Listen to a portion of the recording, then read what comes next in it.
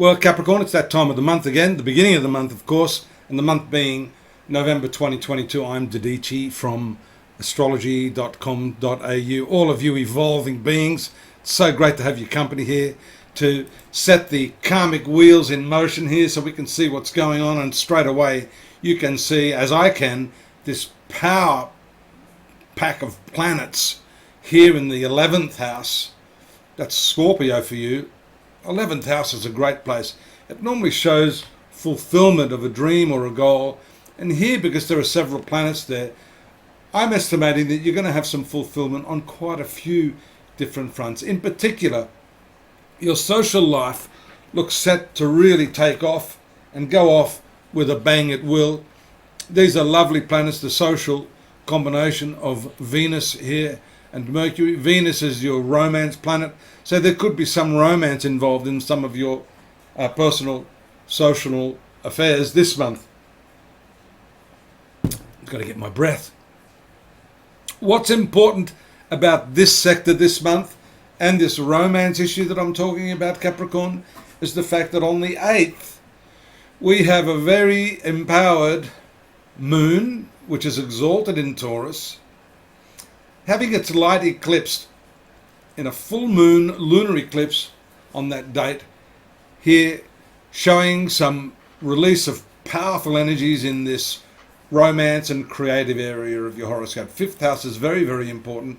It is a creative house, and a lot of people don't ascribe as much importance to this house for its spiritual benefits as they should.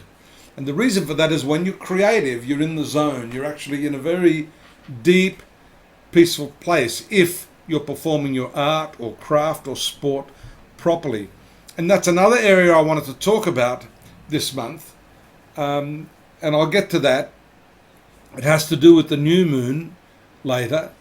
But there on the 17th, you'll see there's a lessening of the energy in this area. The 5th house triggers that eclipse, triggers some deep spiritual need, something that you haven't been feeling is fulfilled on the practical, mundane, material, financial level. Yes, it's very important for the Capricorn.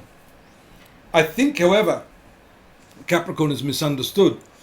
Just because you happen to be an earth sign doesn't mean that you're completely devoid of any spiritual aspirations.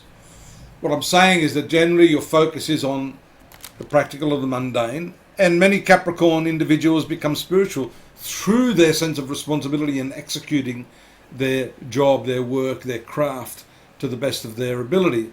So that in itself is a type of spiritual karma yoga, as they call it. Notice there on the 17th, Venus, Mercury move out of that sociable area. The Sun will also follow suit on the 22nd.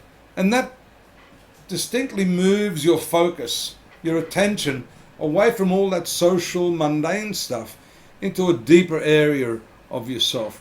Yes, it was triggered by the full moon eclipse, but then we see, especially after the 22nd, when the Sun, also a very spiritual planet in the way it rules this 8th house, it's more a psychological planet, bringing to bear its inquisitive nature. For you, the Sun is an inquisitive body because it rules this 8th house of the hidden psyche, moving into, there it goes, this spiritual domain of your horoscope.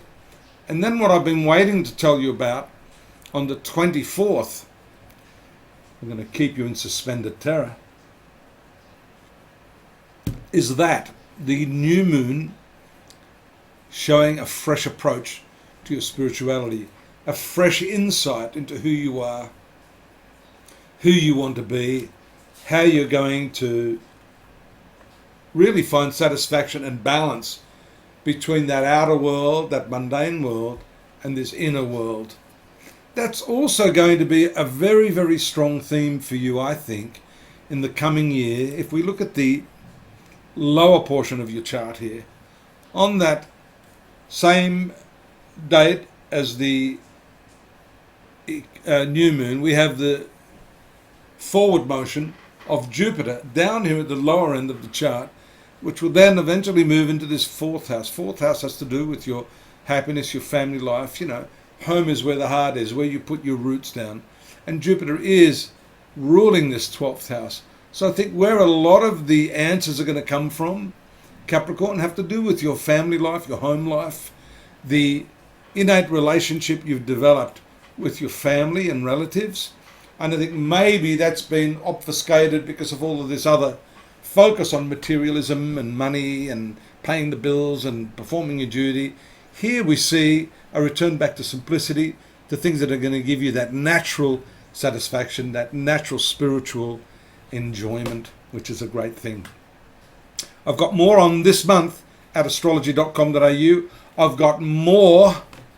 If you text me and you want me to give you a response, I'm happy to do that.